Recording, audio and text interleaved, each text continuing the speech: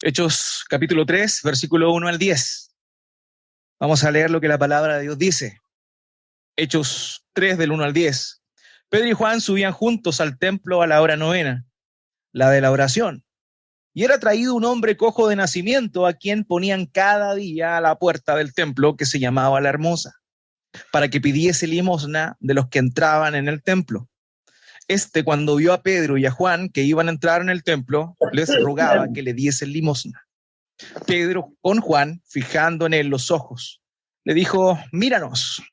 Entonces él estuvo atento, esperando recibir de ellos algo. Mas Pedro dijo: no tengo plata ni oro, pero lo que tengo te doy. En el nombre de Jesucristo de Nazaret, levántate y anda. Y tomándole por la mano derecha le levantó, y al momento se le afirmaron los pies y tobillos, y saltando se puso en pie y anduvo, y entró con ellos en el templo andando y saltando y alabando a Dios. Y todo el pueblo le vio andar y alabar a Dios, y le reconocían que era el que se sentaba a pedir limosna a la puerta del templo La Hermosa, y se llenaron de asombro y espanto por lo que había sucedido.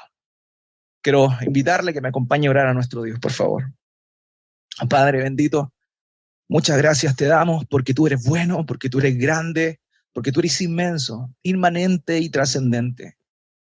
Tú lo llenas todo. El tiempo y el espacio no son un límite para ti.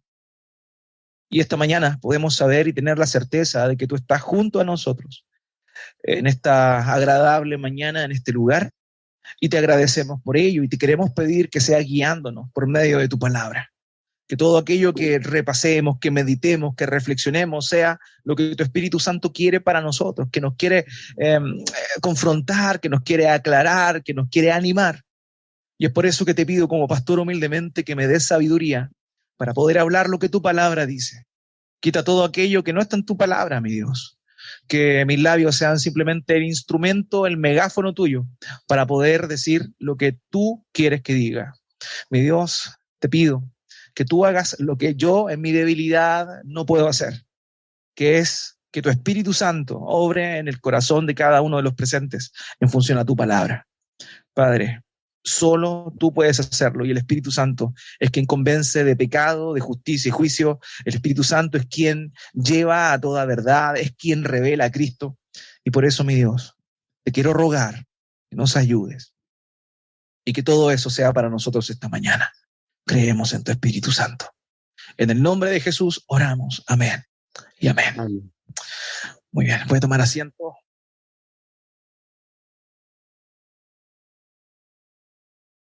Quiero comenzar el sermón de esta mañana con una breve historia. Había una vez un joven que no creía en Cristo, que había escuchado hablar de Jesús alguna vez, había oído a uno que otro familiar hablar sobre el amor de Dios, pero a él le llamaba algo la atención de una iglesia que quedaba al frente de su casa. Y lo que le llamaba la atención era una niña que cantaba en el coro. Le gustaba, le llamaba la atención, y un día se atrevió a entrar al lugar con el solo fin de ver a aquella niña que cantaba en el coro. Cuando entró, se sentó en el último asiento, y de pronto la persona que estaba encargada, el ministro, se acerca y le dice: ¿sabes qué? Justo hoy día faltó la persona que tenía que leer un pasaje. ¿Quieres leerlo? En ese momento él, que nunca había estado en una iglesia o compartido algo, sintió miedo, pavor, estupor. Pero dijo: si voy y paso al frente, la niña me puede ver y puedo llamar la atención de ella. Así que accedió, pasó al frente, y el ministro le pasó la Biblia abierta y le dijo: eso es lo que corresponde a leer esta mañana. Por favor, acompáñanos y léenos. En ese momento, el joven tomó la Biblia, miró la lectura que el pastor le había mostrado y dijo, lo leyó, y dijo un texto que aparece en Juan: cualquiera que no entra por la puerta en el redil de las ovejas. Y de pronto se dio cuenta de lo que estaba diciendo. Sino que sube por otro lado, es un ladrón y un bandido.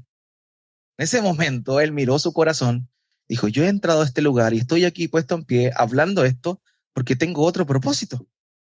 Yo soy ese ladrón, yo soy ese bandido.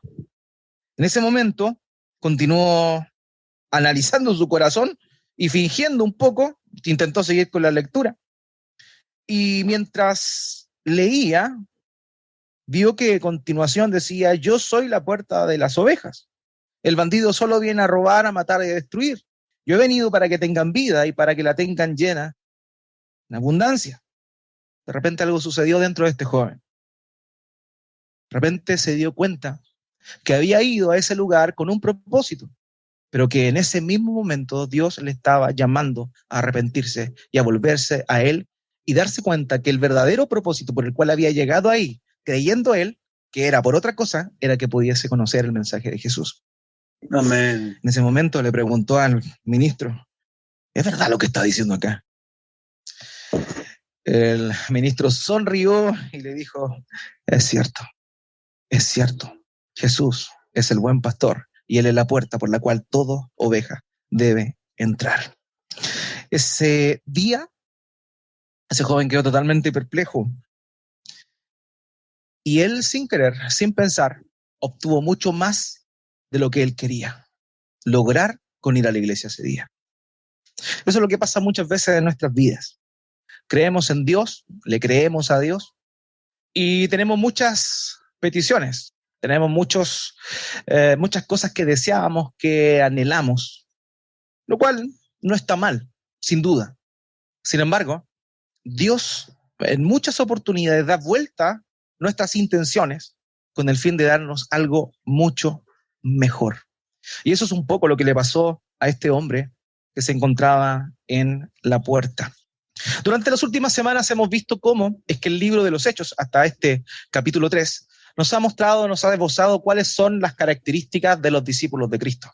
Hemos visto una iglesia incipiente, una iglesia que está creciendo, que está madurando y que ha tenido que vivir y lidiar con ciertas situaciones que hasta el momento han sido muy buenas. Pero lo que hemos visto es eso, es la vida del discípulo de Cristo, la vida del discípulo de Cristo. Y en esta mañana vamos a ver tres cosas con respecto a el discípulo de Cristo que podemos extraer en estos pasajes. En primer lugar, vamos a ver que un discípulo de Cristo no anda solo, eso es lo primero, y no es que esté acompañado y tenga gente que... No es en ese sentido. Como cuando dice alguno, no, yo no ando solo. No se refiere a eso. En segundo lugar, el discípulo de Cristo mira al que nadie mira. Ese es el segundo elemento. El discípulo de Cristo mira al que nadie mira. Y en tercer lugar, un discípulo de Cristo da a Cristo. Y en esas tres cosas nos vamos a concentrar esta mañana en función a lo que vemos en la palabra. Acompáñenme, por favor, al versículo número 1. Hechos 3:1 dice, cierto día, yo estoy leyendo la Nueva Biblia de las Américas, cierto día Pedro y Juan subían al templo a la hora novena, la hora de la oración. Y aquí vemos el primer elemento que queremos resaltar de lo que este texto nos está mostrando. Un discípulo de Cristo no anda solo. Hermano, la fe, lo he dicho muchas veces y gracias a Dios porque en su palabra repetitiva, porque en oportunidades hay cosas que no nos entran a la primera y tenemos que ser sinceros, tenemos que ser honestos. Por eso la repetición es tan importante. El apóstol Pedro decía, yo no me canso de repetirle las mismas cosas. ¿Por qué? Porque para ustedes es seguro. Y ciertamente el repetir es lo que deja. El repetir es lo que deja.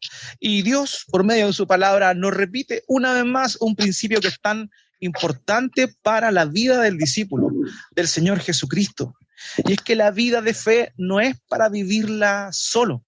Honestamente, alguien que verdaderamente ha creído en Cristo, que verdaderamente ha nacido de nuevo, se da cuenta de la necesidad que tiene de compartir su fe con otras personas, de tener comunión con otras personas, las cuales obviamente entendemos que son parte de una iglesia local. Por definición, el ser humano no puede estar solo, no puede vivir una vida aislada, ¿cierto? Como un ermitaño que se aparta a la montaña. Ese no es el camino que Dios determinó para los discípulos de Cristo. Dios no creó al hombre solo. Dios no creó al hombre solo. De hecho, cuando dijo en Génesis, no es bueno que el hombre esté solo, y por esa razón, de una costilla de Adán a Eva. ¿Por qué? Porque no es bueno que el hombre esté solo. Dios no creó al ser humano para estar solo. Y de la misma manera, en la vida de fe, el hombre, el ser humano, no debe estar solo. Dios nos creó para pertenecer a una comunidad. Dios le hizo ayuda idónea al hombre, es decir, una esposa, para que él estuviese completo. ¿Por qué? Porque lo que no tiene uno lo tiene el otro, y así se complementan. Lo mismo sucede para el discípulo de Cristo. El discípulo de Cristo es parte del cuerpo de Cristo, es un miembro del cuerpo de Cristo, y como tal cumple una función específica. Y el apóstol Pablo, utilizando la analogía del cuerpo, en 1 Corintios dice, la mano o el ojo no le puede decir a otra parte del cuerpo, yo no te necesito, porque ciertamente lo necesita. De la misma manera, todo aquel que ha nacido de nuevo necesita a otra persona. En el Antiguo Testamento, en Eclesiastés capítulo 4, versículo 11, con respecto al matrimonio y a la necesidad de estar en compañía, el predicador dice en Eclesiastés 4:11, además, si dos se acuestan juntos, se mantienen calientes, pero uno solo, ¿cómo se calentará? Imagínense algo tan básico en el invierno, el hecho de estar acompañado, de estar casado, produce calor. Imagínense en ese tiempo. Hoy en día tenemos escaldazón, ¿no? Tenemos cobijas, pero en ese tiempo la manera de dormir era bastante precaria, solamente el manto lo utilizaban para taparse. Por tanto, la compañía era fundamental para abrigarse durante las noches. Hermanos, en el Nuevo Testamento, cuando lo analizamos bien, no vemos a ningún hombre vivir su vida de fe en solitario. Nadie. Esteban, este hombre que vamos a ver unas cuantas semanas más adelante, su breve historia, fue un hombre muy importante y con un gran proyecto dentro de la iglesia, si lo queremos llamar así. Era un hombre con mucha proyección, era un gran predicador elocuente, pero él no estaba solo. Dice el texto en versículos anteriores que él era alguien que servía en las mesas en la iglesia. O sea, él vivía en comunidad. Lo mismo encontramos con el propio apóstol Pablo. El apóstol Pablo, cuando escribe sus cartas, en su mayoría, no lo hace estando solo. Habla de hombres que le acompañaron en su ministerio. En su primer viaje, Pablo estuvo acompañado de Bernabé y de Marcos. En los posteriores viajes se le sumaron Silvano, Timoteo, Tito y así otros colaboradores. Porque la vida de fe no es para vivirla solo. No podemos vivir solo la vida de fe. Necesitamos estar acompañados. Cuando vemos que nuestro Señor Jesucristo comisiona a los apóstoles, Él los envía a las ciudades, pero no les dice que vayan solos. De hecho, unos pasajes más adelante, un tiempo más adelante, dentro de su ministerio, el Señor Jesucristo comisiona a 70 discípulos más, un número más extenso, pero también a ellos les manda de 2 en 2. Lucas 10:1 dice, después de esto, el Señor designó a otros 70 y los envió de 2 en 2 delante de él a toda ciudad y lugar a donde él había de ir. Por tanto, vemos aquí un antecedente o algo claro. La vida de fe, queridos, no se puede vivir en solitario. Necesitamos acompañarnos, necesitamos la comunión. El Señor está de manera particular, personal, dentro de cada uno de nosotros. Tenemos comunión con Él, pero también Dios obra, se manifiesta por medio de su iglesia. Por medio de su iglesia. Hay pasajes que son ciertamente un cliché para algunos, pero que realmente nos muestra que para el Señor Jesucristo es importante el estar juntos. Mateo capítulo 18, versículos 19 al 20, dice, además les digo que si 2 de ustedes se ponen de acuerdo sobre cualquier cosa que pidan aquí en la tierra, les será hecho por mi Padre que está en los cielos. Porque donde están 2 o 3 reunidos en mi nombre, allí estoy yo en medio de ellos. O sea, debemos entender que la vida de fe no es para vivirlo en solitario. No podemos crecer, no podemos desarrollarnos si es que decidimos hacerlo en solitario. En este caso, Pedro y Juan fueron juntos al templo a la hora de la oración. O sea, vemos cómo ambos se acompañaban, este compañerismo que había entre estos dos apóstoles que en común, por ejemplo, tenían el mismo rubro. Pedro era pescador, de la misma manera Juan y su hermano Jacobo. Ahora, todos sabemos que estos dos discípulos de Cristo, estos dos apóstoles fueron tremendos, tuvieron grandes ministerios. Sin embargo, hay un detalle que debemos mencionar y recordar que hace una gran diferencia entre estos dos hombres. Por un lado, semanas antes, Pedrito, ¿se acuerdan lo que había hecho?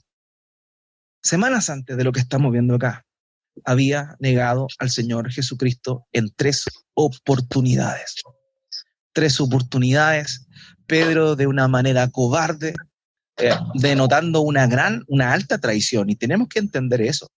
El negar a alguien, el negar conocer a alguien, en ese tiempo era negar cualquier lazo, era algo, digamos, socialmente terrible. Y eso fue lo que hizo Pedro.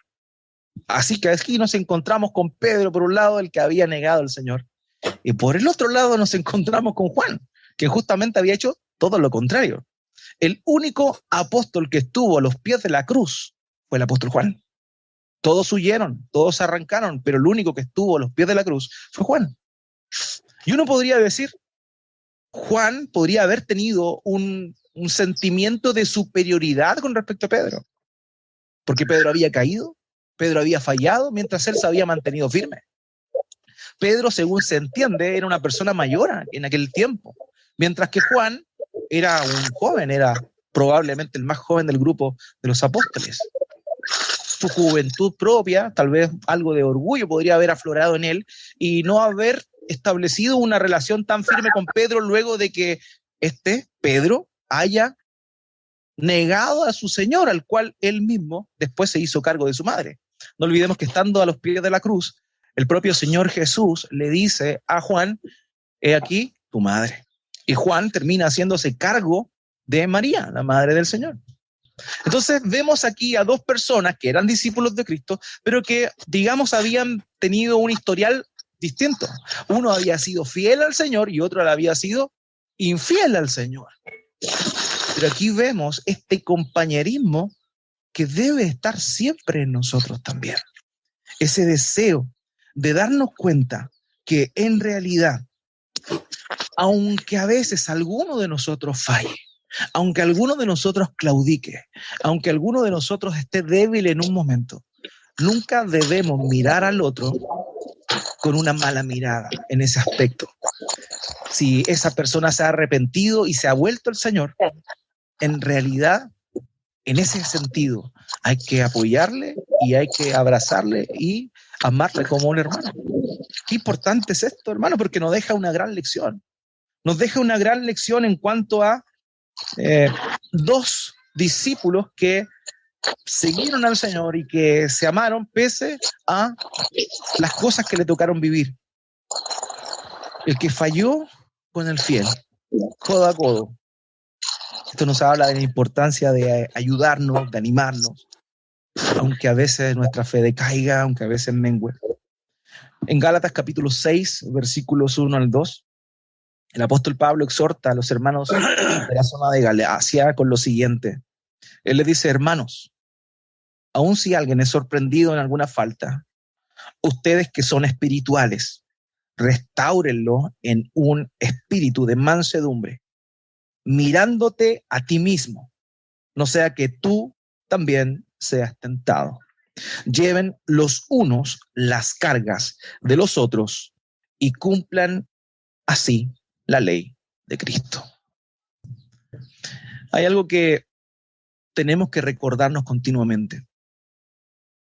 Dentro de la comunidad de fe, de la iglesia local, de la membresía, me refiero, hay personas que son sumamente motivadas, serviciales, y de pronto también hay quienes no lo son tanto. Y quienes participan, pero tal vez no tienen una mirada tan proactiva en cuanto al servicio.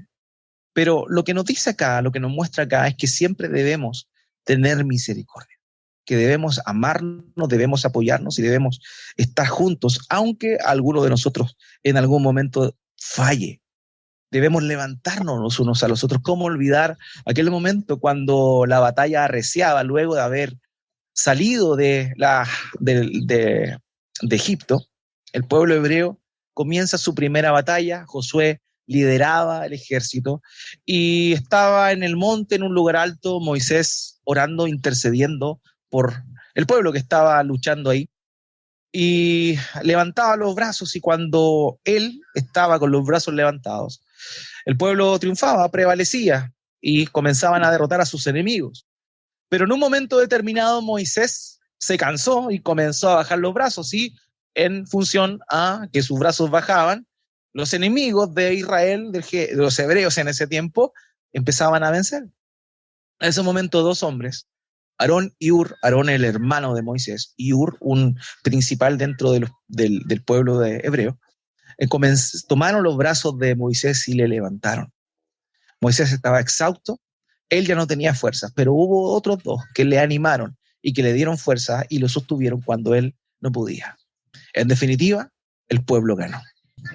Y ahí podemos extraer una gran lección, que tenemos que tener siempre esa mirada misericordiosa con el hermano. Una de las cosas más difíciles que hay dentro del trabajar con personas son las personas.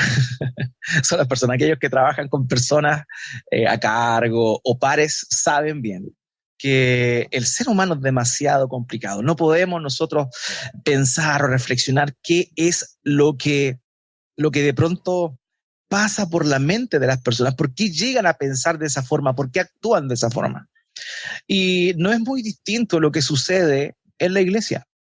Todos venimos de trasfondos distintos, culturas distintas, una educación distinta. Pero lo que nos une es Cristo, lo que nos une es su amor, lo que nos une es aquello que Dios hizo por nosotros. Y es ahí donde debemos tener esa mirada misericordiosa. Como dice el apóstol Pablo cuando exhorta, sean pacientes los unos con los otros, soportándoos. ¿Se da cuenta? Soportándoos. Usted tiene que soportar. Ahora, siempre ese concepto del soportar tiene una connotación negativa, pero en rigor, lo que etimológicamente se refiere es a lo que Hur y Aarón Moisés, es sostener, soportar. Y eso es algo que debemos hacer. Es algo que nos cuesta. El otro día conversábamos con los hermanos en el discipulado, que en el mundo que vivimos tan individualista, la verdad es que es muy difícil hacerse el tiempo como para poder mirar para el lado. Sin embargo, es necesario. Sin embargo, tiene que partir con un pequeño gesto, un pequeño detalle en nosotros para hacer un cambio y para poder de verdad haber eso. Tenemos responsabilidad, los miembros tienen responsabilidad con los miembros, pero también tenemos que tener una mirada misericordiosa con aquellos que de pronto claudican en su fe y pueden decaer. Juntos somos más. Y así se cumple ese principio que se llama la sinergia, que 2 más 2 no es 4, sino que 2 más 2 es 5, porque la suma de ambas fuerzas producen un mejor resultado que cada uno por sí mismo. Y juntos somos más. Juntos somos más. Juntos nos animamos, nos fortalecemos. Si alguno está decaído, el ánimo del otro le puede levantar. Y eso es lo que vemos acá. Dos hermanos, distintos en sus vivencias con el propio Señor Jesucristo, pero ambos aquí, codo a codo, yendo al templo a orar. Vemos que en ese momento ellos van a orar como era costumbre. En el templo se oraba a ciertas horas. Esta era la hora novena, de acuerdo a lo que el texto nos dice, y eso significaría que estamos hablando de las 3 de la tarde, la oración vespertina. A las 3 de la tarde, luego del almuerzo, cuando da sueño, a esa hora, ellos iban a orar al templo. Así que lo que hemos visto hasta el momento es que la vida de los discípulos, hasta este capítulo 3, ha sido común en cuanto a el estar juntos. Si usted ve y en un buscador de la Biblia, por ejemplo, usted nota la cantidad de veces que aparece juntos en el libro de los Hechos, la mayor concentración de esa cantidad de veces que aparece juntos está en estos primeros capítulos. O sea, la importancia que Lucas le da al valor de estar juntos como iglesia era muy, muy importante. Así que, amados, eso es lo primero. Un discípulo de Cristo no anda solo. Un discípulo de Cristo se junta, se reúne, su mejor amigo tiene que ser un cristiano. No puede ser una persona que no sea cristiana, a quien le cuenta sus confidencias, con quien lucha codo a codo, quien lo anima, quien lo cachetea si es necesario. Tiene que ser alguien que está a la fe, todo con él. Aquellos que están casados, sabemos quién es el que nos cachetea o la que nos cachetea. Nuestras esposas, nuestros esposos son aquellos que Dios ha puesto para eso. Pero también hay quienes no están en esa situación y ahí es ahí donde también tenemos que apoyarnos. Es ahí donde también tenemos que sostenernos los unos a los otros. Así que eso es lo primero. Un discípulo de Cristo no anda solo, de la misma manera que Pedro y Juan no lo andaban. En segundo lugar, hermanos míos, otro principio interesante e importantísimo para nuestra vida de fe que extraemos de aquí es que un discípulo de Cristo mira a quien nadie mira. Acompáñenme, por favor, a los versículos 3 y 4 de nuestro pasaje. 2 al 4. Hechos capítulo 3, versículos 2 al 4. Dice, y había un hombre cojo desde su nacimiento, al que llevaban y ponían diariamente a la puerta del templo llamada La Hermosa, para que pidiera limosna a los que entraban al templo. Viendo a Pedro y a Juan que iban a entrar al templo, les pedía limosna. Entonces Pedro, junto con Juan, fijando su vista en él, le dijo, míranos. Era habitual, si nos vamos al contexto en el que nos encontramos en esta escena, era habitual encontrar personas con necesidad fuera de los templos. De hecho, eso es algo que todavía el día de hoy usted puede encontrar. Si va al centro de la ciudad, de cualquier ciudad, en todo Chile, usted va a encontrar algún mendigo fuera de la catedral de la ciudad. Eso pasa sí o sí. Porque hay una cuestión de que el que está en un estado de miseria subentiende que una persona que se dirige a un lugar donde va a buscar a Dios tendría que tener una mirada misericordiosa para aquel que está pasando necesidad. Entonces, el templo en aquel entonces también era un lugar donde convergían quienes tenían necesidades. Y aquí nos encontramos con un hombre que era lisiado, que era cojo. Y aquí hay una particularidad que nada más que un médico podría decir en aquel entonces, que era cojo de nacimiento. Era cojo de nacimiento. En ese tiempo habían varias razones por las cuales una persona podía perder la movilidad. Por una enfermedad, por ejemplo, también podía ser a causa de un accidente de trabajo. Ustedes saben que en ese tiempo se utilizaba bastante la fuerza bruta por sobre los artefactos que hoy nos facilitan todo, las herramientas que hoy nos permiten hacer un montón de cosas. En ese tiempo todo era a lo bruto. Y muchas personas perdían la movilidad de sus extremidades producto de algún tipo de accidente o enfermedad. Pero aquí Lucas resalta el hecho de que este hombre era cojo de nacimiento. O sea, era alguien que nunca había podido valerse por sí mismo. En ese tiempo usted entenderá que no había Teletón. No había Teletón, no había pensión por invalidez, aunque sean 40 lucas, no había eso. No había nada.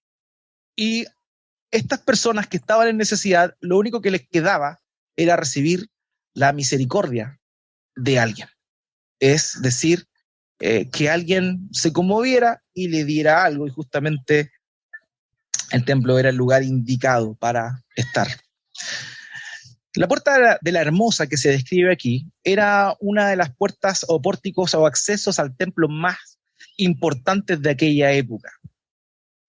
Flavio Josefo, el historiador de ese tiempo, decía, y cuando describe el templo construido por Herodes, que es el que estamos viendo acá, señalaba que los pórticos eran asombrosos. Y tenía una peculiaridad muy importante. Era un portón gigantesco hecho de bronce, pero recubierto con oro. Entonces tenía un toque bien fino y hermoso, por eso le llamaban la puerta de la Hermosa. Y ahí accedían al templo muchas personas, pero hay un detalle no menor que debemos considerar. Para llegar a ese lugar había que pasar por varias escalinatas. No era un lugar llano, no era un lugar plano. Y dice que todos los días llevaban a este hombre, sus familiares tal vez, seres queridos, amigos, lo llevaban a ese lugar a mendigar.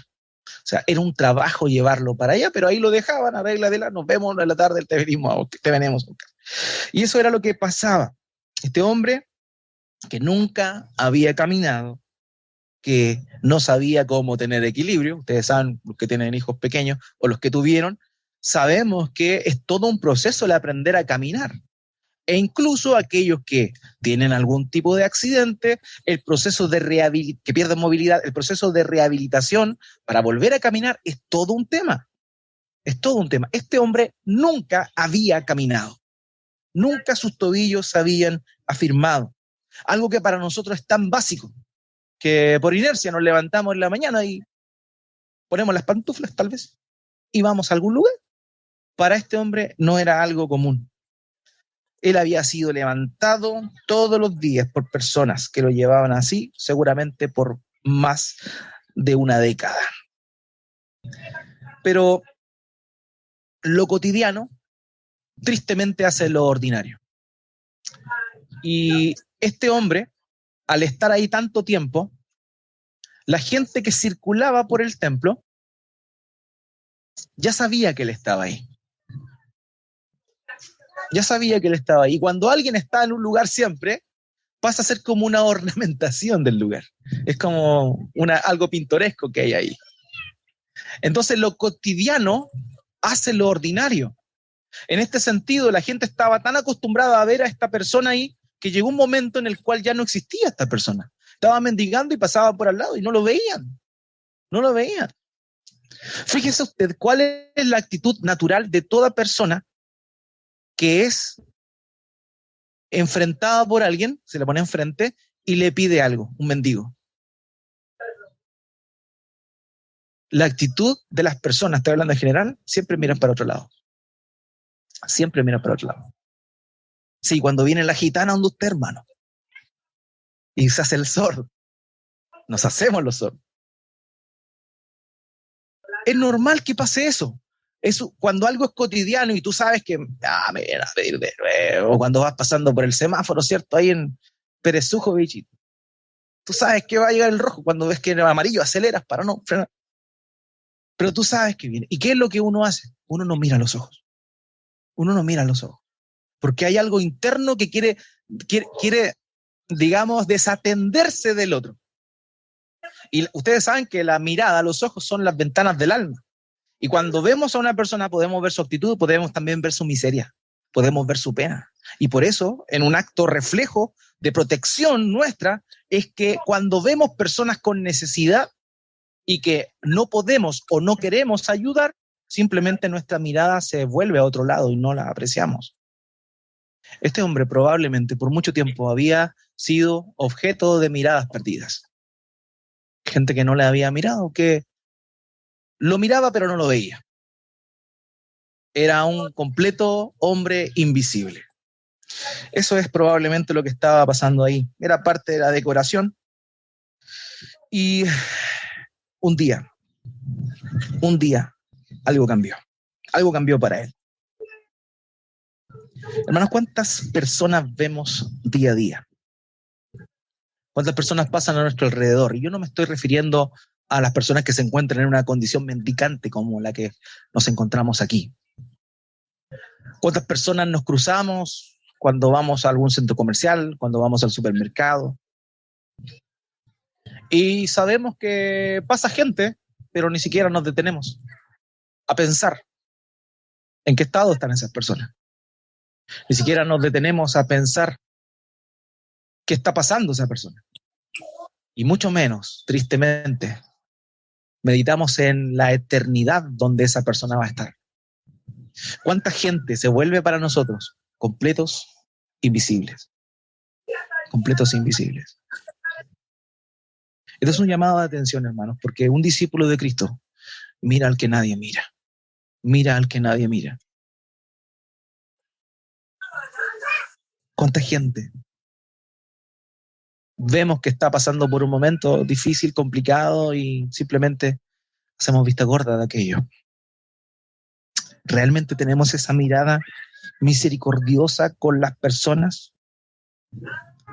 ¿Realmente vemos a esas personas.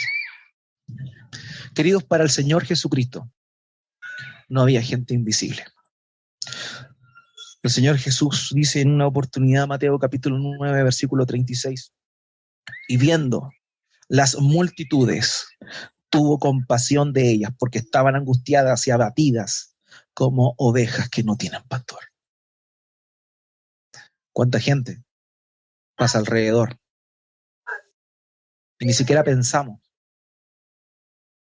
la necesidad que tienen ellos de conocer a Jesús, la necesidad de salvación.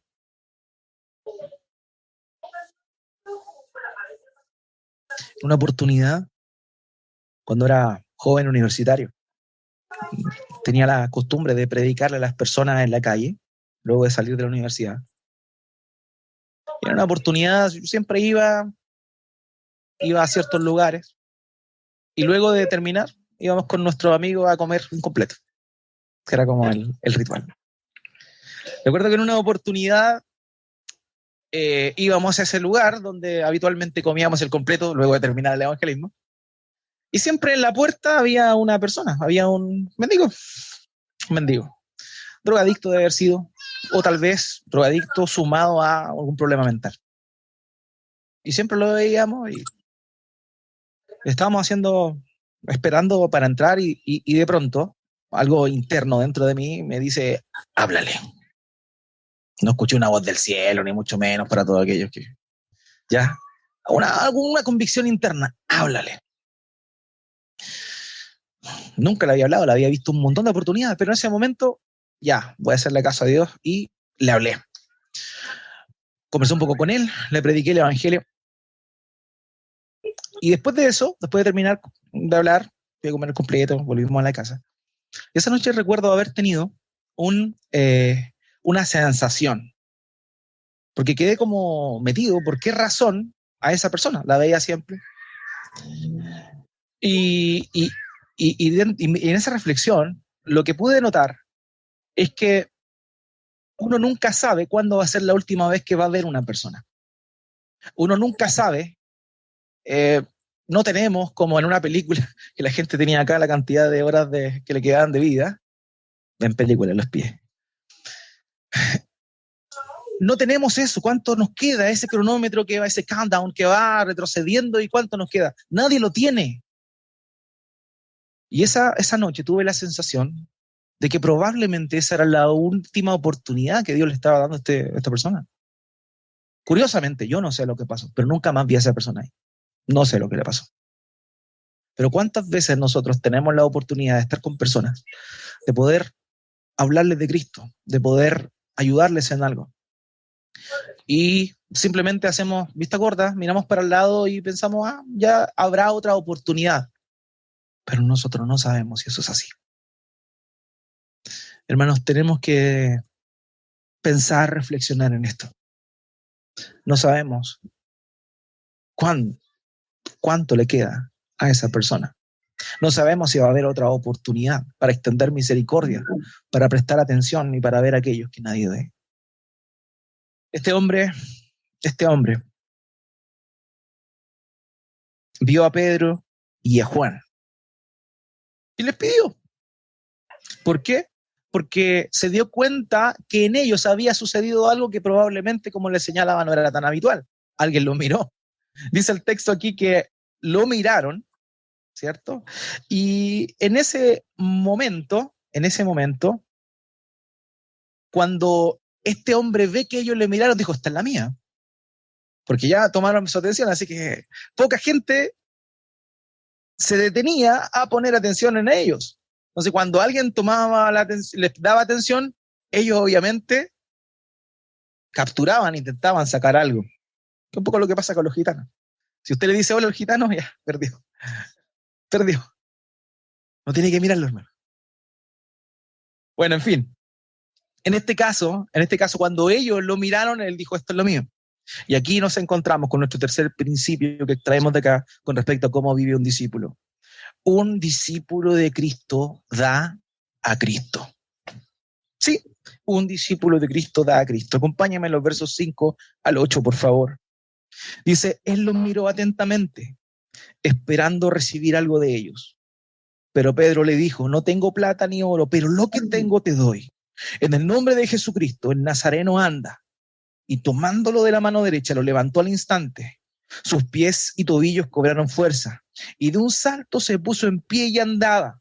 Entró al templo con ellos caminando, saltando y alabando a Dios. Cuando Pedro y Juan miraron a este hombre, en ese momento, este hombre pensó y dijo, ¿en qué momento saca la billetera? Con esa esperanza de que le diera lo que él le estaba pidiendo. Imagínense la decepción que debe haber sentido este hombre cuando Pedro comienza su intervención diciendo, no tengo plata ni oro. Ya, todo se le desplomó al pobrecito.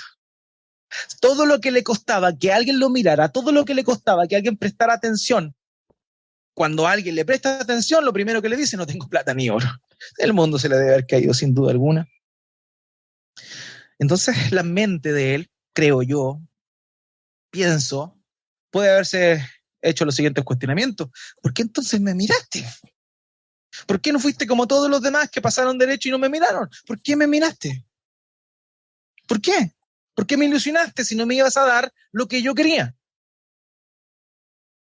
Y ahí está el punto. Porque los discípulos del Señor, al igual que el Señor Jesucristo, no dan lo que la gente pide, sino lo que la gente necesita. Hermanos, tenemos que entender eso. Es cierto, si podemos cubrir necesidades, lo hacemos, es evidente. Si está en nuestra mano el poder servir, lo hacemos. Es parte de la vida de fe. De hecho, uno de los textos más antiguos de la iglesia, que no era de la época apostólica, era un poco posterior, que se llama la Didache o la Didache, que es la enseñanza de los apóstoles, hablaba mucho sobre la misericordia para con los pobres. Era algo que era común en la vida de la iglesia. Pero lo que vemos aquí va mucho más allá de eso.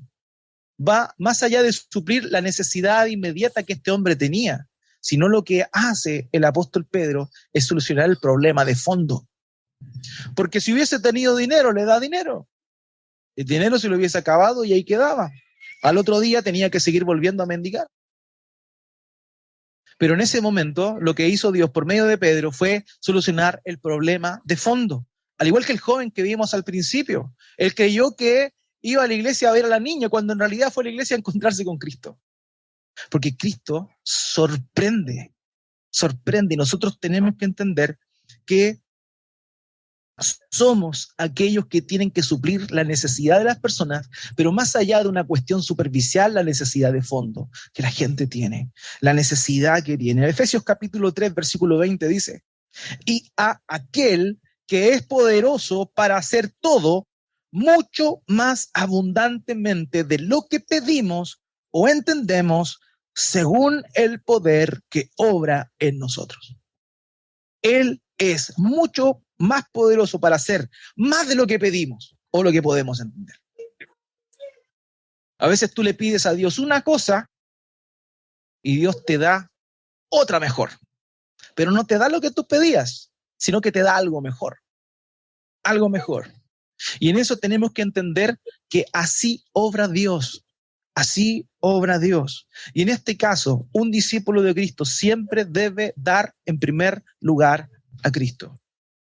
Pedro se agachó, lo tomó por la mano y le dijo, no tengo plata ni oro, pero lo que tengo te doy. Y lo que tenía era lo más valioso que cualquier persona podía tener, que era el poder y la misericordia del Señor Jesucristo, obrando a través de él. Obrando a través de él. Hermanos, cuánta gente invisible hay a nuestro alrededor, cuántas personas necesitadas, quizá de muchas cosas, quizá de atención, quizá de cariño, quizá de consuelo, quizá vaya a saber uno. Pero si esa persona no conoce a Cristo, su mayor necesidad es que le pueda conocer. Su mayor necesidad es qué va a pasar con él luego de su muerte. Su mayor y más grande necesidad es que pueda recibir la virtud que viene en el nombre de Jesús. Muchas veces nosotros no tenemos plata ni oro para ayudar a las personas, pero sí tenemos algo mucho más valioso que entregar. Mucho más valioso que entregar. Porque eso fue lo que nuestro Señor Jesucristo vino a hacer. La gente esperaba un rey, un Mesías para ellos, era un líder, un caudillo que simplemente iba a liderar una revuelta que derrocaría al Imperio Romano. Esa era la visión que mucha gente tenía con respecto a la visión del Mesías. Eso era lo que ellos esperaban. Cuando vieron a Jesús, cuando vieron a este humilde carpintero que vivía en una ciudad llamada Nazaret, inhóspita, que no importaba en aquel entonces, dijeron, ¿quién? Este va a ser el caudillo, este va a ser el rey que nos va, por favor. Por eso mucha gente volvió atrás. Por eso los soldados romanos y las personas que estaban alrededor de la cruz se burlaban de él. Oye, pero que no era hijo de Dios, bájate de esa cruz entonces. Pero lo que ellos no entendían es que el Señor iba a dar algo mucho más grande de lo que ellos esperaban. No un reino terrenal en un mundo lleno de pecado, sino un reino universal, eterno y también terrenal, pero en un lugar donde no había pecado. Donde el pecado fue cancelado, donde la muerte fue juzgada a través de la muerte, resurrección y ascensión de nuestro Señor Jesucristo. Hermanos, tenemos la necesidad, tenemos la obligación como discípulos de Él de dar a Cristo por sobre todo. Si podemos solucionar una necesidad, si podemos llorar con alguien que está pasando un dolor, hagámoslo sin duda. Pero nunca olvidemos que lo más importante es que un discípulo de Cristo da a Cristo. Da a Cristo. Porque eso es lo que Él vino a hacer. Él vino a entregarse. Él vino a mostrarnos cómo vivir en comunidad. Él vino, sin duda alguna, a mirar a todos aquellos que estaban en una situación precaria, aquellos que nadie quería. Él iba donde el publicano, comía en la casa de él. Él atendía a la mujer adúltera. Él veía a quienes no eran vistos por los demás. Ese es nuestro Señor Jesucristo. Él te vio a ti, Él me vio a mí, cuando nadie nos miraba, cuando nadie daba un peso por nosotros probablemente. O aunque la gente haya tenido alguna buena apreciación de nosotros, aún así nuestro estado era precario. Nuestro estado era una muerte espiritual continua. Y el fin de esa muerte espiritual era el castigo en el lago de fuego y azufre. Pero Él, Señor Jesucristo, nos vio cuando nadie nos veía. Esa es la mirada que nosotros como seguidores de Él debemos tener también. Y esto no se trata de moralidad, hermanos. Esto no se trata de decir, tengo que hacer esto. No, se trata de que nos demos cuenta lo lejos que estamos muchas veces del carácter de Cristo, que nos volvamos a Él, que nos arrepintamos delante de Él y que le pidamos que nos ayude a ser como Jesús. Porque solos no podemos. Amén. Y si lo hacemos en nuestra fuerza, vamos a caer. Va a ser algo momentáneo, va a ser algo falso, va a ser algo hipócrita. Queridos, necesitamos que Dios nos ayude. Necesitamos que Él, Espíritu Santo, transforme nuestro corazón y que nos permita realmente ser discípulos del Señor en medio de esta generación perdida, en medio de esta generación que busca su propio deleite más que cualquier otra cosa. Pero aquí Dios nos puso y aquí Él nos llama, aquí y ahora, a ser discípulos de Él. Así que, amados, nunca olvidemos. Y estas enseñanzas que extraemos de estos pasajes nos ayuden a derramar nuestro corazón delante del Señor y decir, heme aquí. Oremos al Señor.